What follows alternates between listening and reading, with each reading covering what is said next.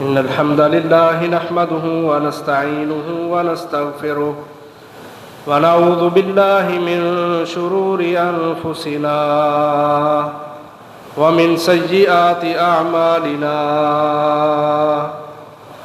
من يهده الله فلا مضل له ومن يضلل فلا هادي له وأشهد أن لا إله إلا الله وحده لا شريك له وأشهد أن محمدًا عبده ورسوله أرسله بالحق بشيرًا ونذيرًا بين يدي الساعة من يطع الله ورسوله فقد رشد ومن يعص الله ورسوله فقد غوى فإنه لا يضر إلا نفسه ولا يضر الله شيئا نسأل الله ربنا تبارك وتعالى أن يجعلنا ممن يطيعه ويطيع رسوله ويتبع رضوانه ويجتنب سخطه فإنما نحن به وله يا أيها الذين آمنوا اتقوا الله حق تقاته ولا تموتن إلا وأنتم مسلمون يا أيها الناس اتقوا ربكم الذي خلقكم من نفس واحدة وخلق منها زوجها وبث منهما رجالا كثيرا ونساء واتقوا الله الذي تساءلون به والأرحام إن الله كان عليكم رقيبا يا أيها الذين آمنوا اتقوا الله وقولوا قولا سديدا يصلح لكم أعمالكم ويغفر لكم ذنوبكم ومن يطع الله ورسوله فقد فاز فوزا عظيما أما بعد فإن خير الحديث كتاب الله وخير الهدي هدي محمد وشر الأمور محدثاتها وكل محدثة بدعة وكل بدعة ضلالة وكل ضلالة في النار فقال الله تبارك وتعالى في القرآن المجيد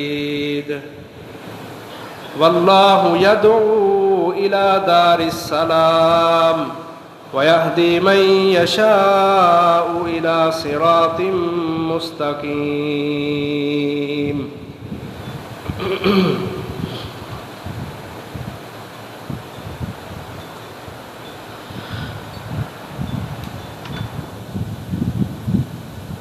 اللہ احکم الحاکمین نے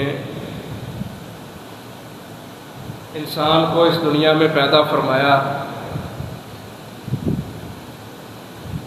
اور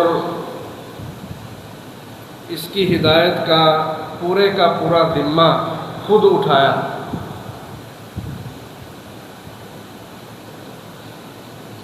اللہ تعالیٰ نے جب آدم علیہ السلام کو زمین پر اتارا تھا تب یہ بات ارشاد فرمائی فَإِمَّا يَأْتِيَنَّكُم مِّنِّي هُدًى کہ تمہارے پاس میری طرف سے ہدایت ضرور پہنچے گی۔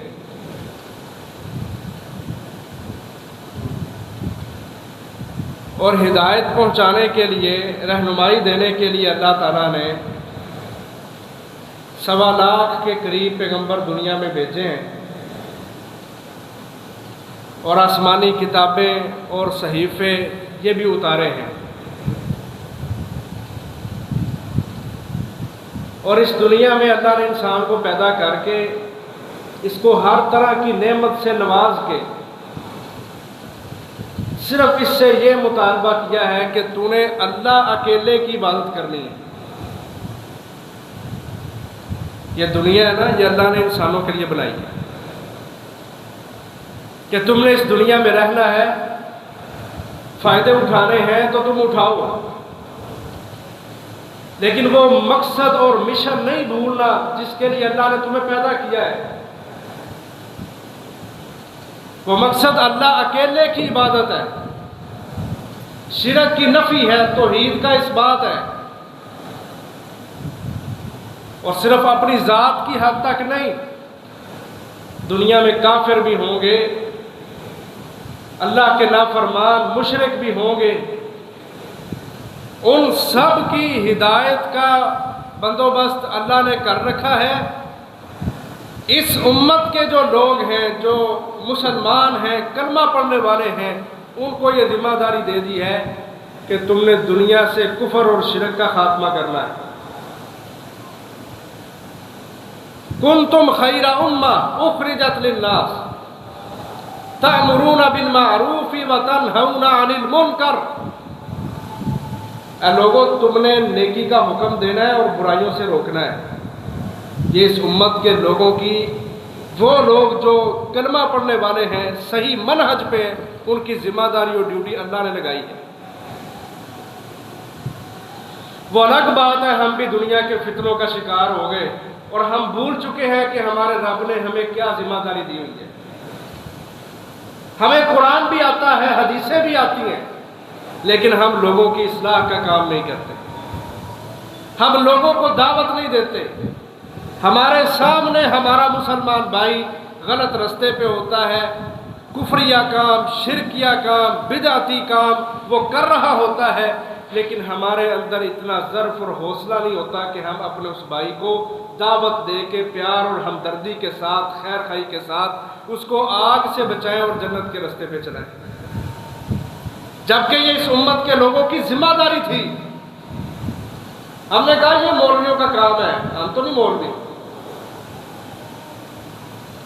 ہم تو عام لوگ ہیں، ہمیں کوئی نہیں ضرورت لوگوں سے گالیاں سننے کی۔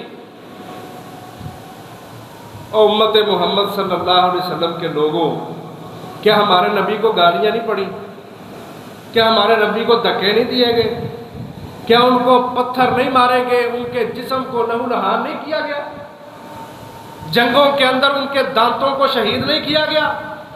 ہمارے نبی کے سر کو نہیں پھاڑا گیا؟ سارے کام ہمارے نبی کے ساتھ ہوئے، اور آج اس نبی کا امتی یہ کہہ کے نہ نیکی کا حکم دے نہ برائی سے روکے، جی مجھے کیا ضرورت ہے لوگوں سے باتیں سننے کی، تو کیا یہ اپنے نبی کے نقش قدم پہ چل رہا ہے یا اس کو اپنی جان زیادہ عزیز ہے؟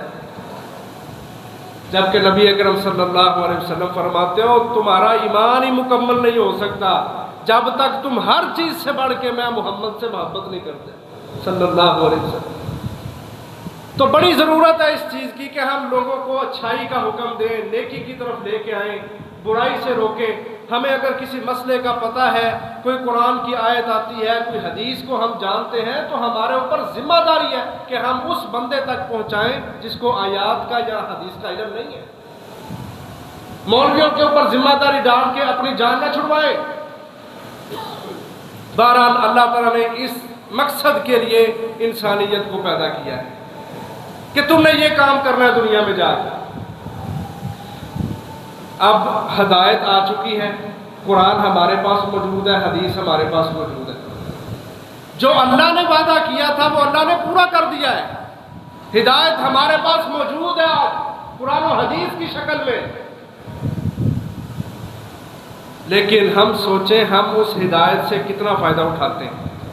اللہ نے یہی بات آگے کی قرآن میں، فرمایا میں نے ہدایت کا بندوبست کرنا ہے، فمن تبع ہدایا فلا خوف علیہم ولا هم يحزنون، جس نے میری اتائی ہوئی رہنمائی سے سبق لے لیا، خود پڑھ لیا، اس پہ عمل کر لیا، لوگوں کو سمجھا لیا، اس کے اوپر نہ دنیا میں کوئی خوف ہوگا، نہ قبر میں کوئی اس کو ٹینشن ہوگی، نہ آخرت میں اس کو کوئی خوف ہوگا، نہ خوف ہوگا نہ پریشان ہوں گے۔ اور اس کے برعکس والذین کفروا وکذبوا بآیاتنا اولئک اصحاب النار هم فیہا خالدون، وہ بندہ جس نے ہدایت آ چکی تھی لیکن ہدایت کو قبول نہیں کیا، وہ اپنے نفس کا پجاری بنا رہا، اپنی دنیا اس کو عزیز رہی، سوشل میڈیا اس کو عزیز رہا، اور دنیا کے اندر جتنے فساد والے فتنوں والے امور ہیں ان کے پیچھے پڑا رہا، اصل ہدایت کو اس نے چھوڑ دیا۔ اللہ تعالیٰ قرآن مجید میں صاف کہتے ہیں ان لوگوں کا انجام بہت ہی برا ہوگا اور وہ انجام جہنم کی شکل میں ہوگا۔ اللہ تعالیٰ ہم سب کو اس سے محفوظ فرمائے۔ پھر اس کی بنیاد پہ فیصلے، آؤ مسلمانوں ہم دیکھیں نبی اکرم صلی اللہ علیہ وسلم نے جہاں جہنم کے قصے بیان کیے ہیں وہاں جنت کے قصے بھی بیان کیے ہیں۔ میں آپ کے سامنے وہ چیزیں رکھنا چاہتا ہوں کہ جن کو اختیار کر کے ہم جنت میں داخل ہو سکتے ہیں، یعنی اپنی پیدائش کا مقصد سمجھ سکتے ہیں، اور اعمال صالحہ کو کر کے ہم اللہ کی ان جنتوں کو جو اللہ نے اپنے ایمان والے بندوں کے لیے تیار کر رکھی ہیں ان کو حاصل کر سکتے ہیں۔ حاصل کرنا تو دور کی بات ہے، اللہ کے نبی فرماتے ہیں ان بندوں کے لیے جنت کے 8 دروازے کھولے جائیں گے، وہ بندہ جس دروازے سے چاہے جنت میں داخل ہو سکتا ہے۔ لیکن شروع میں یہ بات سمجھ لیں کہ ہم نے اس ہدایت کو اختیار کر کے رکھنا ہے۔ جنت ان کے نام ہے جنہوں نے اس ہدایت کو پہچانا ہے جو اللہ نے آسمانوں سے اتاری ہے، اور اسی کا نام ہدایت ہے، اور کوئی چیز اللہ نے آسمانوں سے نہیں اتاری۔ نہ کون اقوال آسمانوں سے اترے ہیں، نہ کسی کی فقہ آسمان سے اتری ہے، نہ کسی کی خواہش، نہ کسی کی مرضی، نہ کسی کا اپنا بنایا ہوا دین، کوئی چیز آسمان سے نہیں اتری۔ 2 چیزیں ہیں، محمد الرسول اللہ صلی اللہ علیہ وسلم ارشاد فرماتے ہیں الا انی اوتیت القرآن ومثلہ معہ، لوگوں مجھے 2 چیزیں دے کے بھیجا گیا ہے، ایک چیز میں قرآن لے کے آیا ہوں اور دوسری چیز قرآن جیسی ہے یعنی حدیث ہے، قرآن کی تشریح ہے۔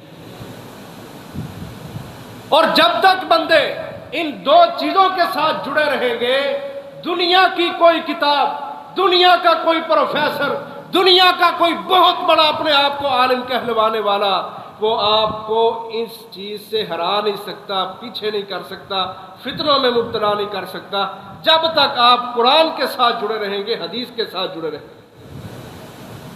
لن تضلوا ما تمسکتم بہما کتاب اللہ و سنت رسولہ، کہا وہ اللہ کی کتاب ہے، میرے نبی محمد کی سنت ہے صلی اللہ علیہ وسلم۔ جو بندہ ان 2 چیزوں کے ساتھ، جن کو وحی کہا جاتا ہے، جو آسمانوں سے اتری ہے، اللہ نے اتاری ہے، جبریل لے کے آئے ہیں، محمد پاک کے قلب اطہر پہ لا کے نازل کیا ہے، ان 2 چیزوں کے ساتھ جب تک انسانیت جڑی رہے گی کوئی دنیا کی طاقت ان کو گمراہ نہیں کر سکتی، میدانوں میں شکست نہیں دے سکتی۔ لیکن ہمارے عجیب رواج ہیں، آج ہم عبادتیں تو کرتے ہیں، نمازیں بھی پڑھتے ہیں، روزے بھی رکھتے ہیں، بڑے بڑے حج بھی کیے ہیں، بڑا جہاد بھی کیا ہے، بڑی دعوت کا کام بھی کیا ہے، بڑے تہجد گزار ہیں، لیکن اگر ہماری عبادتوں میں وہ طریقہ نہیں ہے جو محمد الرسول اللہ کا ہے، قسم اللہ کی پہاڑوں کے برابر بھی عمل لے کے آؤ، اللہ تبارک و تعالیٰ سب کو پھاڑ کے چیر کے ہوا میں اڑا دیں گے، کوئی حیثیت نہیں ہوگی ان اعمال۔ ہم اس دور سے گزر رہے ہیں، ہم کہتے ہیں نمازاں پڑھ دے جاؤ، روزے رکھ دے جاؤ، حج کر دے جاؤ، سارا کچھ کر دے جاؤ، بس مرضی کرو۔ وہ طریقہ نہیں دیکھتے ہم جو ہمارے نبی ہمیں دے کے گئے۔ سال عمل ہوتا ہے نا، سال عمل، اس کی 3 شرطیں ہوتی ہیں۔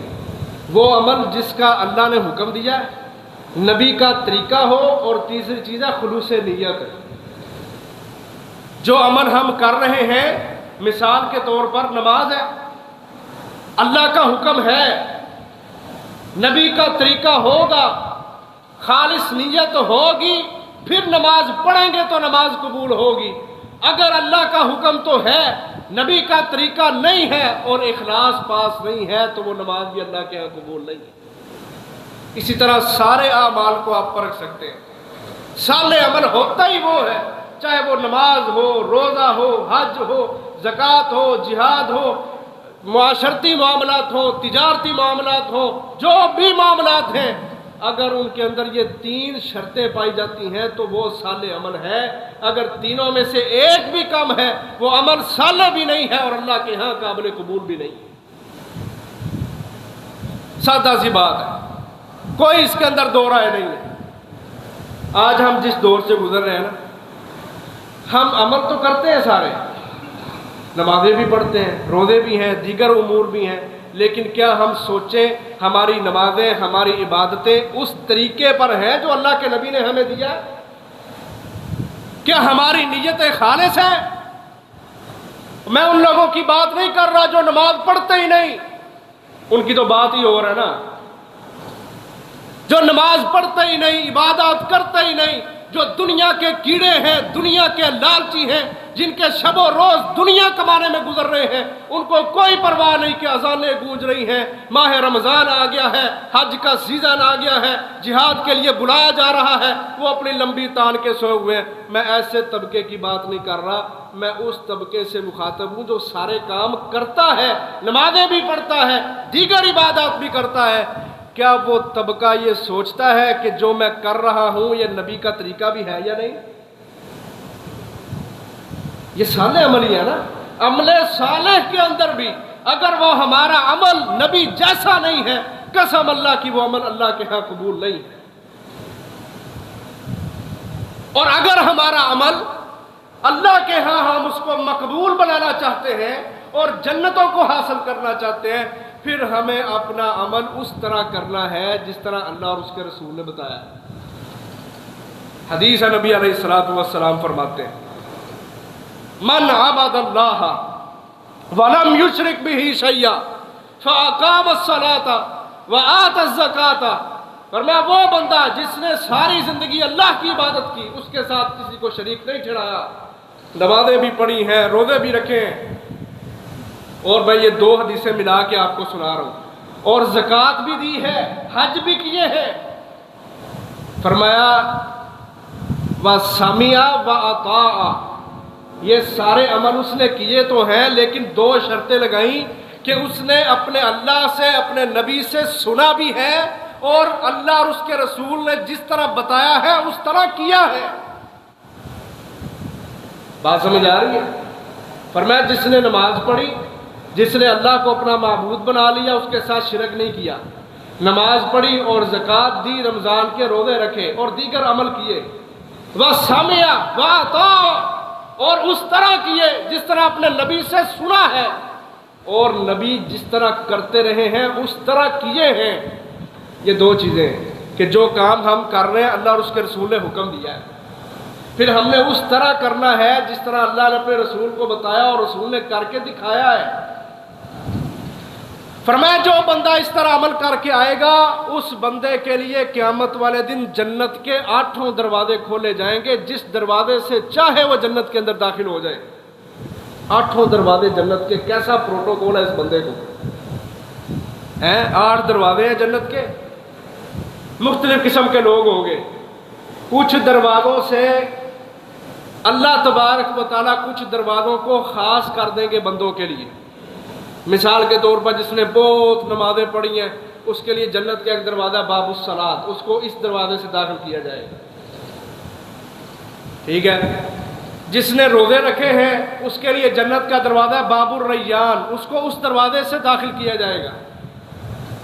جس نے حج کیا ہے، اسی طرح جس نے جہاد کیا ہے، اس کو باب الجہاد، جنت کا ایک دروازہ، اس سے داخل کیا جائے گا۔ یعنی اللہ منتخب کریں گے دروازوں کو۔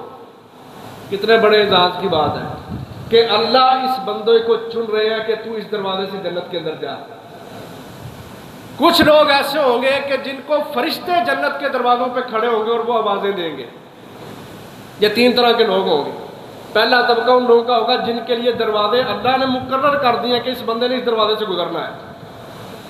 دوسرا طبقہ ان لوگوں کا ہوگا جن کو جنت کے دروازوں پہ فرشتے کھڑے ہوں گے، وہ آوازیں دیں گے، یا عبداللہ ھذا خیر، او اللہ کے بندے یہ دروازہ تیرے لیے بہتر ہے، اس سے گزر۔ یہ بھی بڑے سعادت والے لوگ۔ اور تیسرا طبقہ ان لوگوں کا ہوگا جن کے لیے جنت کے 8 دروازے کھول دیے جائیں گے۔ 8 دروازے جنت کے کھول دیے جائیں گے، وہ جن سے چاہے جنت کے اندر داخل ہو جائیں۔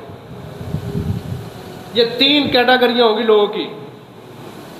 ہمیں اللہ سے دعا کرنی چاہیے، اللہ تو ہمارے اوپر رحمت نازل فرما، اور جس طرح تو چاہتا ہے ہمیں جنت میں بھیج دے، جو رستہ جو طریقہ اللہ تجھے پسند ہے اس طریقے سے ہمیں جنت کا داخلہ نصیب فرما۔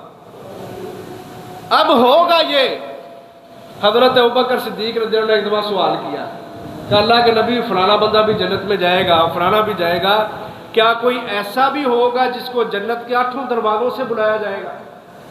نبی اکرم صلی اللہ علیہ وسلم فرماتے ہیں نعم وارجو ان تکون منہم، اے ابو بکر ہاں ایسا بھی ہوگا کہ جن کو ایسے لوگ بھی ہوں گے جن کو جنت کے 8 دروازوں سے آواز پڑے گی، اور میں امید کرتا ہوں کہ ابو بکر تو بھی انہی لوگوں میں شامل ہو۔ یہ صدیق اکبر رضی اللہ تعالیٰ کی شان ہے کہ ان کو 8 دروازوں سے آواز پڑے گی۔ اب یہ جو طبقہ ہے جس نے عبادتیں بھی کی ہیں، ریاضتیں بھی کی ہیں، بڑے صالح عمل کیے ہیں، اور اس طرح کیے ہیں جس طرح اللہ نے اور اس کے رسول نے بتائے ہیں، اس بندے کے لیے جنت کے 8 دروازے کھول دیے جائیں گے۔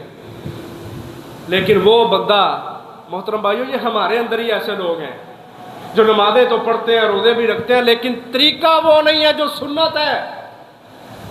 اس حدیث کے اندر اللہ کے نبی نے یہ شرط لگائی ہے وَسَمِعَ وَأَطَاعَ، کہ اس نے اس طرح عمل کیا جس طرح اللہ نے اس کو بتایا ہے، جس طرح نبی نے کر کے دکھایا ہے، جنت کے 8 دروازے اس کے لیے کھلیں گے۔ جس نے نمازیں بڑی پڑھی ہیں، بڑے عبادات کی ہیں، لیکن سنت کے مطابق نہیں ہے، اس کو 8 دروازوں سے آواز کوئی نہیں پڑنی۔ ہم اس دنیا میں جو رہ رہے ہیں نا، یہ فتنوں سے بھری ہوئی ہے، اور آج ہمارے لوگ اتنا فرقہ واریت کا شکار ہے، اتنا فرقہ واریت کا شکار ہے، ہر بندہ اپنا اپنا دھڑا بنا کے بیٹھا ہوا ہے۔ کوئی بندہ بھی یہ سوچنے کے لیے تیار نہیں ہے کہ محمد الرسول اللہ صلی اللہ علیہ وسلم کا طریقہ کون سا ہے، جبکہ ہمارے لیے ہدایت تو یہی چیزیں تھی نا۔ اور دنیا کا کوئی بھی شعبہ ہو، ہر شعبے کی یہی حالت ہے، رسول سب سے پیچھے ہے، دین سب سے پیچھے ہے، دنیا سب سے آگے ہے۔ عبادتوں کے اندر بھی یہ حال ہے، تجارتوں کے اندر بھی یہی حال ہے، اور اللہ معاف کرے ہماری سیاستوں کے اندر بھی یہی حال ہے۔ نبی سب سے پیچھے، دین سب سے پیچھے ہے، سب سے آگے دنیا ہے، مفاد پرستیاں ہیں، برادری ازم ہے، سیکولرزم ہے، لبرلزم ہے، جو یہودیوں عیسائیوں کا یار ہے، جو ان کی نکالی کرنے والا ہے۔ ہم اس کو روشن خیال سمجھتے ہوئے دنیا کے ہر شعبے کے اندر اپنا رول ماڈل بنا کے سامنے کھڑا کرتے ہیں، پھر اس بت کو ہم پوجتے ہیں، سجدے کرتے ہیں۔ دیکھ لو، ہمارے تاجر کو وہ کاروبار نہیں چاہیے جو شریعت بتاتی ہے، گھر کا ماحول اس طرح کا نہیں چاہیے جو شریعت بتاتی ہے۔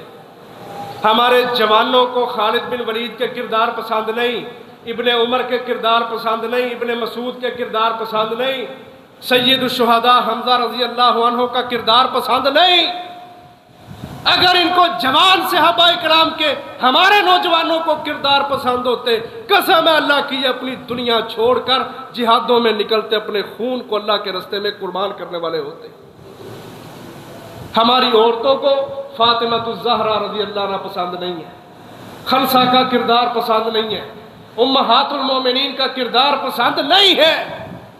ہماری عورتوں کے سامنے آج اللہ اکبر، دنیا کے چوڑے یہودی عیسائی وہ ہماری عورتوں کے لیے رول ماڈل ہے۔ آج ہم دیکھتے ہیں گھروں کے اندر خواتین خود اپنے خامتوں سے یہ فرمائشیں کرتی ہیں، فلانے ڈرامے کے اندر جس طرح کا ان کا ڈرائنگ روم تھا نا، ہم نے اپنا ڈرائنگ روم اس طرح کا بنانا ہے، جس طرح کا ان کا باتھ روم تھا ہم نے اپنا باتھ روم اس طرح کا بنانا ہے۔ جو 5-6 سال یورپ میں رہتا ہے وہ پاکستان آ کے اپنا مکان بنانے لگے تو کہتا ہے جویں یورپ دی کوٹھی دا نقشہ سی نا، اس نقشے تے میں اپنی کوٹھی چھتنی ہے۔ اور اسلام کس چیز کا نام ہے؟ اپنے آپ کے اوپر اسلام کے رنگ کو چڑھا لینا۔ صبغۃ اللہ ومن احسن من اللہ صبغہ، یہ دنیا نا، یہ رنگیلی دنیا ہے۔ آپ چٹائیاں دیکھ رہے ہیں پیلے رنگ کی ہیں، یہ ٹائلیں لگی ہیں، یہ مٹی رنگ ہے، یہ سفید رنگ ہے، یہ رنگ نظر آتے ہیں نا۔ اللہ کہتے ہیں سارے رنگوں میں بہترین رنگ اللہ کا رنگ ہے۔ کیا مطلب ہے کہ انسان یہ جس طرح 4-5-6 فٹ کا قد ہے نا، اس کے اوپر پورے کا پورا اسلام نافذ ہونا چاہیے۔ تم نے داڑھی رکھی ہو، شلوار ٹخنوں سے اوپر رکھی ہو، درمیان سے مانگ نکالا ہو، شلوار قمیض پہنی ہو، کھلا کپڑا پہنا ہو، تو پتہ چلتا ہے محمد الرسول اللہ کا غلام جا رہا ہے صلی اللہ علیہ وسلم۔ یہ اللہ کا رنگ ہے جو چل پھر رہا ہے۔ لیکن ہمارے جوانوں نے کیا کیا؟ داڑھی بھی منڈواؤ، کسی پینٹ شرٹ پاؤ، کسی پینٹ شرٹ۔ اللہ نے قرآن میں فرمایا یا بنی آدم خذوا زینتکم عند کل مسجد، مسجدوں میں آتے ہو تو زینت اختیار کرو۔ زینت مفسرین لکھتے ہیں اس کا مطلب یہ ہے کہ بیت اللہ کے اندر زمانہ جاہلیت کے مشرک، ان کے مرد اور ان کی عورتیں معاذ اللہ ننگے ہو کے بیت اللہ کا طواف کیا کرتے تھے۔ آپ کو پتہ ہے اس چیز کا؟ برہنہ ہو کے، ننگے ہو کے بیت اللہ کا طواف کیا کرتے تھے۔ ان کے بارے میں اللہ نے آیت اتاری کہ خذوا زینتکم عند کل مسجد، جب بھی اللہ کی طرف، اس کے گھر کی طرف، مسجدوں کی طرف آتے ہو اپنے جسموں کو ڈھانپ کے، اپنے سطر کو ڈھانپ کے آیا کرو۔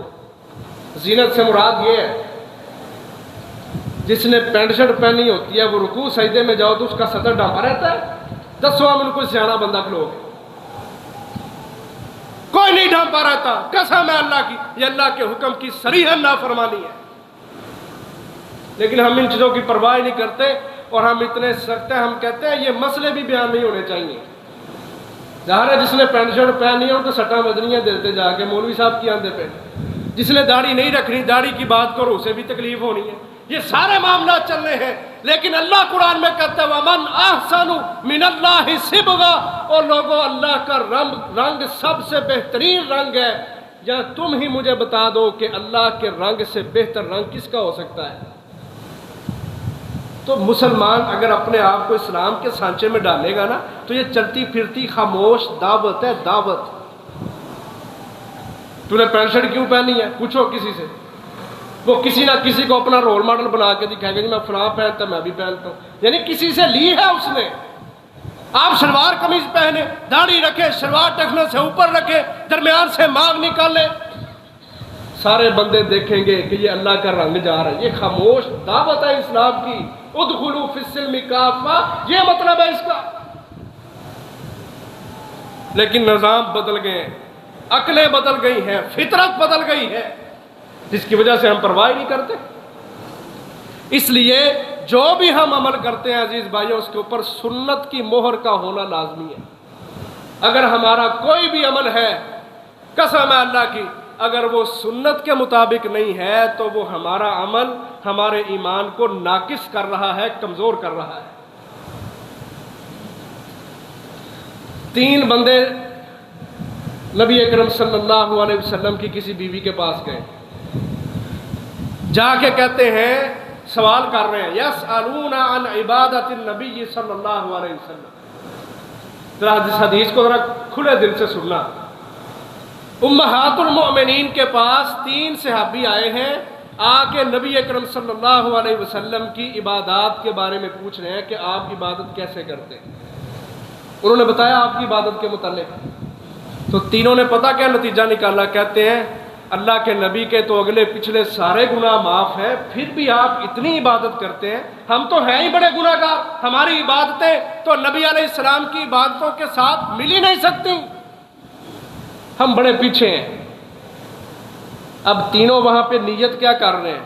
ایک کہتا ہے آج کے بعد میں ساری رات نمازیں پڑھتا رہوں گا، سونا نہیں، میں نے ساری رات نماز پڑھوں گا، تہجد ساری رات پڑھوں گا۔ دوسرا کہتا ہے میں آج کے بعد مسلسل روزے رکھوں گا، مسلسل روزے، بغیر چھٹی کے روزے رکھوں گا، مستقل روزہ۔ اور تیسرا کہتا ہے میں کبھی بھی شادی نہیں کروں گا، عورتوں سے دور رہوں گا تاکہ میرے دل میں خواہشات نہ آئیں اور میں ہمیشہ اللہ کی عبادت میں لگا رہوں۔ اب تینوں نے جو نیت کیا وہ غلط ہے، نیک کام کی نیت کر رہے ہیں، ساری زندگی نماز اور روزہ، ساری رات نماز، اور ایک کہتا ہے جی میں خواہشات کا پجاری نہیں بنوں گا، میں تو اللہ کی عبادت میں اپنی زندگی گزاروں گا۔ کچھ چھوٹی بات ہے؟ اتنی دیر میں نبی علیہ السلام آ گئے، کہا انتم قلتم کذا و کذا، اور تم وہی ہو جو فلانی بات کر رہے ہو؟ کہتے ہیں ہاں۔ نبی اکرم صلی اللہ علیہ وسلم نے ان کو سمجھایا، ان کا مائنڈ سیٹ کیا، کہا تم یہ سمجھتے ہو کہ ہم مسلسل روزے رکھیں گے، مسلسل نمازیں پڑھیں گے، کبھی اپنی عورتوں کے قریب نہیں جائیں گے تو ہم بڑے متقی پرہیزگار بن جائیں گے؟ वल्लाह इन्नी लाखशाकुम लिल्लाह व अतकाकुम लहू, कसम है अल्लाह की मैं तुम सब से बढ़ के अल्लाह से डरने वाला हूँ, मैं तुम सब से बढ़ के परहेजगार हूँ। लेकिन मैं नमाज भी पढ़ता हूँ, मैं सोता भी हूँ, मैं रोज़े रखता भी हूँ, रोज़े छोड़ता भी हूँ, ते ब्याह ते सब तो चौके मैं ही कीते। माइंड सेट किया ना।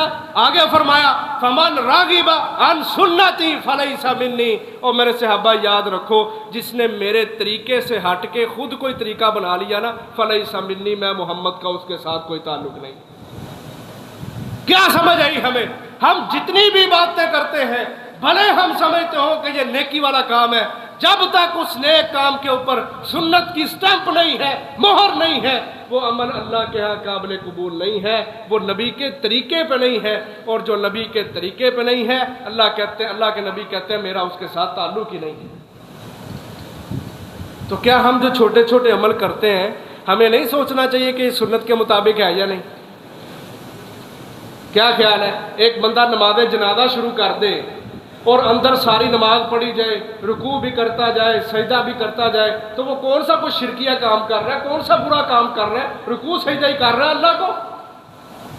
लेकिन आप समझेंगे कि उसकी ये इबादत कबूल नहीं है, उसने ये जनाजा नहीं पढ़ा। क्यों? क्योंकि ये उस तरीके पे नहीं है जो मोहम्मद रसूलुल्लाह ने बताया है सल्लल्लाहु अलैहि वसल्लम। इसलिए अजीज भाइयों, ये फजीलत है उन लोगों के लिए कि जो इबादतें करते हैं, शिरक नहीं करते अल्लाह के साथ, नमाजें भी पढ़ते हैं, रोज़े भी रखते हैं, ज़कातें भी निकालते हैं, कबीरा गुनाहों से भी इज्तनाब करते हैं। अल्लाह के नबी फरमाते हैं इन बंदों के लिए जन्नत के 8 दरवाजे खोले जाएंगे। शर्त यह है कि वो काम सुन्नत के ऐन मुताबिक होना चाहिए। तो ये पहला अमल है जिसकी वजह से अल्लाह तबारक व तआला जन्नत के 8 दरवाजे इन बंदों के लिए खोल देंगे कि वो तबका कि जो बड़ी इबादतें करता है, लेकिन करता उस तरह है जिस तरह अल्लाह के रसूल ने बताई है सल्लल्लाहु अलैहि वसल्लम। दूसरा अमल मोहतरम भाइयों, अल्लाह के नबी फरमाते हैं जो बंदा वुज़ू करता है, जिस बंदे ने वुज़ू किया, वुज़ू करने के बाद उसने दुआ पढ़ी, अशहदु अल्ला इलाहा इल्लल्लाहु वहदहु ला शरीका लहू व अशहदु अन्ना मुहम्मदन अब्दुहु व रसूलुहु, फरमाया फुतिहत लहू अबवाबुल जन्नत समानिया यदखुलु मिन अय्यिहा शाअ। का जिस बंदे ने वुज़ू किया, अच्छा वुज़ू किया, उसके बाद ये दुआ पढ़ी, उसके लिए भी जन्नत के 8 दरवाजे खोले जाएंगे, जिस दरवाजे से चाहे वो जन्नत के अंदर दाखिल हो जाए। अब दिन में 5 मरतबा तो हम सब वुज़ू करते हैं, क्या ख्याल है? अल्लाह का शुक्र है, अल्लाह ने तौफीक दी है, नमाज़ें पढ़ते हैं। जब नमाज पढ़नी है तो नमाज के लिए वुज़ू शर्त है, अगर वुज़ू नहीं है तो नमाज नहीं है। नमाज अगर कबूल करवानी है तो वुज़ू ज़रूरी है। वुज़ू और नमाज ये लाजिम व मलज़ूम है, ये शर्त है वुज़ू नमाज के लिए। तो कम से कम 5 वक़्त जो हम वुज़ू करते हैं, उसके बाद ये जो दुआ है इसको ज़रूर अपनी रूटीन के अंदर शामिल करें। अगर ना तो मैं समझता हूँ कि हम सब पढ़ते ही होंगे। ये फजीलत उसकी सुन लें, फरमाया जो बंदा ये पढ़ता है हर वुज़ू के बाद, उसके लिए जन्नत के 8 दरवाजे खोल दिए जाते हैं। ये वो बंदा है फमन तब या हुदाया फला खौफुन अलैहिम वला हुम यहज़नून, कि इसने हिदायत की पैरवी की है, इसलिए ना इसके ऊपर कोई खौफ है ना कोई परेशानी है, बल्कि जन्नत के 8 दरवाजे इस बंदे के लिए खोल दिए। तीसरा अमल ये ख़वातीन के हवाले से है। नबी अकरम सल्लल्लाहु अलैहि वसल्लम फरमाते हैं, मोहतरम भाइयों, मैं गुजारिश करूँगा आपसे, आप यहाँ जो भी कोई बात, कोई मसला, कोई हदीस सुनते हैं ना, उसको जाके घर ज़रूर सुनाया गया। अब ये जो हदीस है ना, इसको ज़हन में रखना तो जाके अपनी अपनी घर वालियां सुनानी दे। वो साढ़े वास्ते भी सदका जारिया बनो ना, उनकी भी इसलाह होगी इंशाअल्लाह। अल्लाह के नबी फरमाते हैं एक औरत 4 काम कर ले बस। इज़ा सल्लतिल मरअतु खमसहा व हस्सनत फरजहा व अताअत ज़ौजहा व सामत शहरहा, 4 काम है बस। नमाज पढ़े 5 टाइम पे, औरत 5 नमाजें टाइम पे पढ़े। नंबर 2, रमज़ान के पूरे महीने के रोज़े रखे। नंबर 3, अपनी शर्मगाह की हिफाजत करे, किसी गैर महरम को अपने करीब फटकने ना दे। और चौथी, अपने खावंद की इताअत और फर्मा बरदारी करे। 4 کام ہے صرف عورت کے لیے، کوئی لمبا چوڑا پروسیس نہیں ہے۔ گھر سے باہر جانا، بازار میں جانا، کپڑے خرید کے لانا، یہ عورتوں کا مسئلہ نہیں ہے۔ شریعت یہ مسئلے عورت کو نہیں دیتی۔ شریعت نے یہ کہا ہے 5 نمازیں پڑھ گھر میں رہ کے، خامند کی اطاعت کر، رمضان کے روزے رکھ، اور اپنی شرمگاہ کی حفاظت کر، حرام کام نہیں کرنا۔ اللہ کے نبی فرماتے ہیں اس عورت کے لیے بھی جنت کے 8 دروازے کھول دیے جائیں گے۔ کتنی بڑی بات ہے، لیکن یہاں پہ نا کچھ وضاحت کی ضرورت ہے۔ 5 نمازیں ہماری عورتیں پڑھتی تو ہیں لیکن لیٹ کر کے پڑھتی ہیں۔ اگر میں کہوں نا کہ تقریباً ہر گھر کا یہ حال ہے تو یہ مبالغہ نہیں ہے۔ ہر گھر کے اندر یہی مسئلہ ہے۔ 5 نمازیں عورت نے پڑھنی ہیں، مسلمان ہے پڑھنی تو آئیے، لیکن وقت پہ نہیں پڑھنی، اہمیت نہیں دیتی۔ جی میں اپنے بیبی کا دودھ گرم کر رہی تھی، میں ہنڈیا پکا رہی تھی، گیس چلی جانی تھی، اس لیے میں نے کہا پہلے پکا لوں۔ یہ طرح طرح کے عذر بہانے ہیں، اور یہ سارے بہانے اللہ کے لیے ہی ہوتی ہیں، دنیا کے لیے ہمارے پاس کوئی بہانہ نہیں ہوتا۔ قسم اللہ کی آپ دنیا کا جائزہ لے لیں، لوگوں کو پرکھ لیں، ہمیں اللہ کے لیے کوئی کام کرنا پڑ جائے تو بہانے ہی بہانے، اور دنیا کے لیے کرنا ہونا تو ہمارے پاس کوئی بہانہ نہیں ہوتا۔ کہتے ہیں یار دی کال آئی ہے تو پھر یاری جو ہوئی تو کرنا تو ہے ہی نا، پھر بہانے بنا کے کوئی بھی طریقہ اختیار کر کے ہم وہ ضرور کرتے ہیں، لیکن دین کا مسئلہ آ جائے تو عذر اور بہانے ہی ختم نہیں ہوتے۔ یہ عورتوں کی اکثر کمزوری ہے کہ وہ 5 نمازیں پڑھتی تو ہیں، اللہ تعالیٰ ان کو مزید ہمیشہ کے لیے توفیق دے کے رکھے، لیکن وقت کی پابندی اس کے اندر بڑی سستی اور کمزوری کا شکار ہے۔ وقت پہ نماز پڑھ لینی چاہیے۔ پھر آ جاتا ہے 1 مہینے کے روزے۔ اب اللہ تعالیٰ نے یہ بھی ایک وضاحت کی ضرورت ہے، اس لیے میں کر رہا ہوں۔ اللہ تعالیٰ نے جو بیٹیاں بچیاں جوان ہو جاتی ہیں ان کے اوپر وہ مینسز والا مسئلہ اللہ کی طرف سے لکھا گیا ہے۔ اب جب رمضان کا مہینہ آتا ہے تو ظاہر ہے چھٹی ہو جاتی ہے، لیکن خواتین اتنی کمزور ہوتی ہیں، یہ وہ مسئلہ ہے جو اکثر گھر والے بھی بھول چکے ہوتے ہیں، اس لیے میں اس کی وضاحت کر رہا ہوں۔ رمضان کا مہینہ آیا، 6 7 10 دن عورت کو مینسز آ گئے، ڈیٹ آ گئی، اس نے روزے نہیں رکھے، چھٹی ہو گئی روزے کی، بعد میں قسم ہے پورا سال گزر جاتا ہے، ہماری عورتیں ان فرضی روزوں کی قضا نہیں دیتی، بلکہ بھول چکی ہوتی ہیں، یہ مسئلہ ہی بھول چکی ہوتی ہیں۔ جبکہ صحابیات بیان کرتی ہیں ہمیں نمازوں کی قضا کا حکم نہیں دیا گیا، لیکن روزے کی قضا کا ہمیں حکم دیا جاتا تھا۔ تو اس چیز کی بھی بڑی ضرورت ہے کہ ہم اپنی خواتین کو یہ بات سمجھائیں کہ جو روزے رہ گئے ہیں ان کی بعد میں قضا ضرور دینا، تاکہ اس حدیث پہ عمل ہو۔ پورے مہینے کو روزے تو بنے، 5 نمازیں وقت کے ساتھ پڑھیں، عمل ہو جائے حدیث پر۔ وَحَصَّنَتْ فَرْجَهَا، اور اپنی شرمگاہ کی حفاظت کریں۔ قسم ہے اللہ کی یہ جو موبائل ہے نا یہ بڑا لعنتی ہے، قسم ہے اللہ کی یہ بڑا لعنتی ہے۔ اس نے انسانوں کو آج اتنا گمراہ کر دیا ہے، اتنا پیچھے کر دیا ہے کہ انسانوں کے دل آج سخت ہو گئے ہیں۔ میں بڑے بڑے اعلیٰ قسم کے لوگوں کو جانتا ہوں، واللہ دنیا گم جائے تو روتے ہوئے نظر آتے ہیں، نماز چھوٹ جائے ان کے چہروں پہ پریشانی کے اثرات نظر ہی نہیں آتے۔ کبھی ہم اپنے آپ سے پوچھیں، کبھی ہمیں فکر ہوئی ہے یار میری نماز لیٹ ہو گئی، یار میری نماز رہ گئی ہے، یار میں جمعے میں لیٹ آتا ہوں، کبھی پوچھیں تو صحیح خود کو۔ جتنے میرے بھائی ہیں واللہ میں سیدھی بات کرنے کا قائل ہوں، ہم اپنے آپ کو ٹٹولیں، اپنے ضمیروں سے سوال کریں۔ ہفتے میں 1 دن اللہ نے جمعے کا رکھا ہے، 12:35 پہ جمعہ شروع ہوتا ہے، میں کتنے بجے مسجد میں آتا ہوں؟ ذرا اپنا محاسبہ تو کریں ہم۔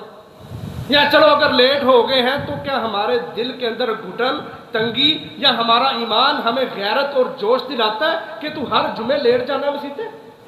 پوچھے تو صحیح خود سے۔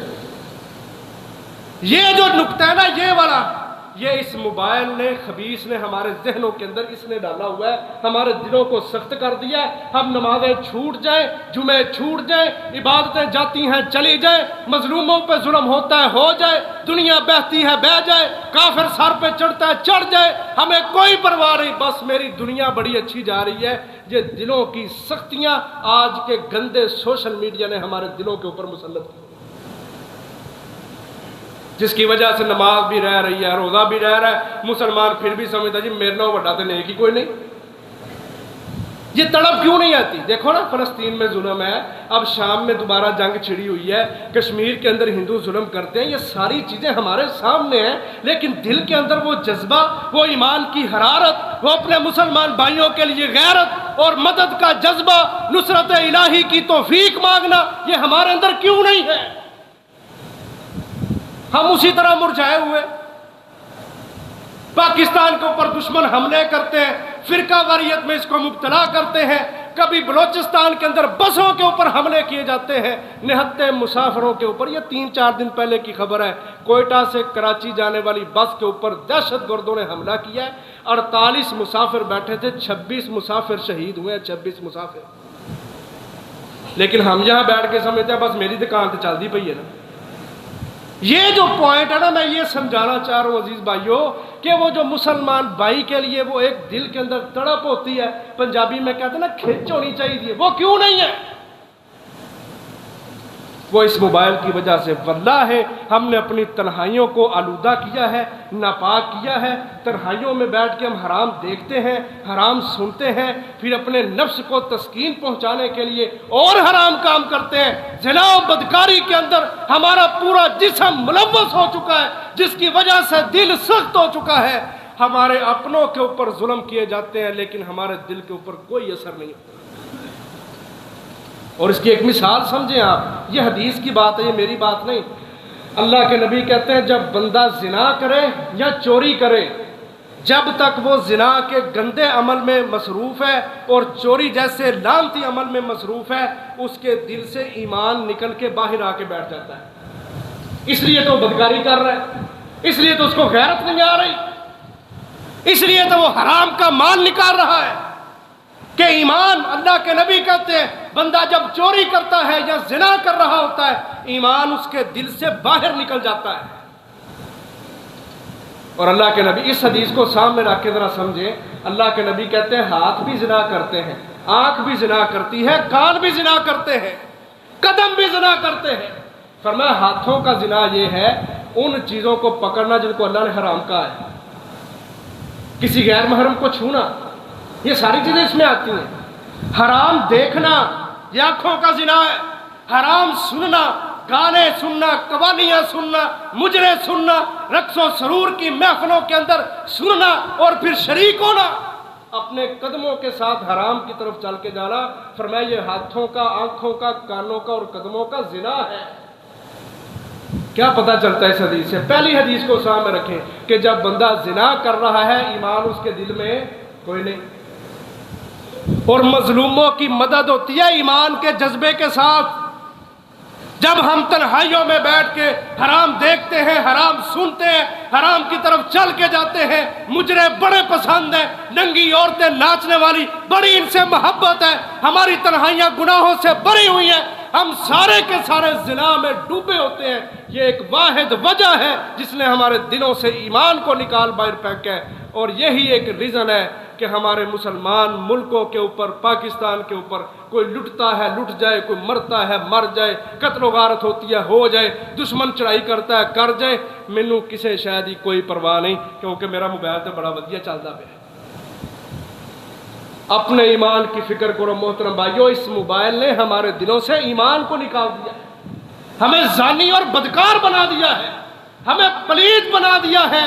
مسلمان مومن جو ہوتا ہے، اللہ کے نبی کہتے ہیں ان المؤمن لا ینجس، مومن پلید نہیں ہوتا، مومن اپنی غیرت کو ہمیشہ اپنے پاس رکھتا ہے، وہ کبھی غیرت کو نکال باہر نہیں پھینکتا۔ جب ہم زنا میں ہوتے ہیں ہمارا ایمان باہر ہوتا ہے، پھر ہمارے اندر ایمان نہیں رہتا۔ جب ایمان نہیں ہے تو طہارت اور پاکیزگی کہاں سے آئے؟ اس لیے فرمایا وَحَسَّنَتْ فَرْجَهَا، عورت اپنے شرمگاہ کی حفاظت کرے، موبائل کو کم استعمال کرے، وائی فائی کے سگنل اپنے گھروں سے ختم کرو، اپنے ایمان کی بھی اور اپنے بچوں کے بھی ایمان کی فکر کرو۔ پوچھو اپنے بچے سے، لاک لگا ہوا ہے موبائل کو، فنگر پرنٹ لاک لگے ہوئے ہیں، کوئی کھول ہی نہیں سکتا۔ اپنے بیٹے سے کہو، جوان بیٹے سے، بیٹی سے، کہ ذرا اپنا فنگر پرنٹ لگا کے کھول کے موبائل مجھے پکڑاؤ، میں اس کو چیک تو کروں۔ قسم ہے 85% تو کیا 99% آپ کو ہمارے بچے ایسے ملیں گے جن کے اندر یہ ہمت نہیں ہے کہ اپنے موبائل کا لاک کھول کے اپنے کسی بھائی کو پکڑا سکے یا والدین کو پکڑا سکے۔ اندر چور ہے، اندر چور ہے۔ وَأَطَاعَتْ زَوْجَهَا، اور خامدوں کی اطاعت۔ عورتوں سن لو اس مسئلے کو، خامد کی اطاعت فرض ہے تمہارے اوپر۔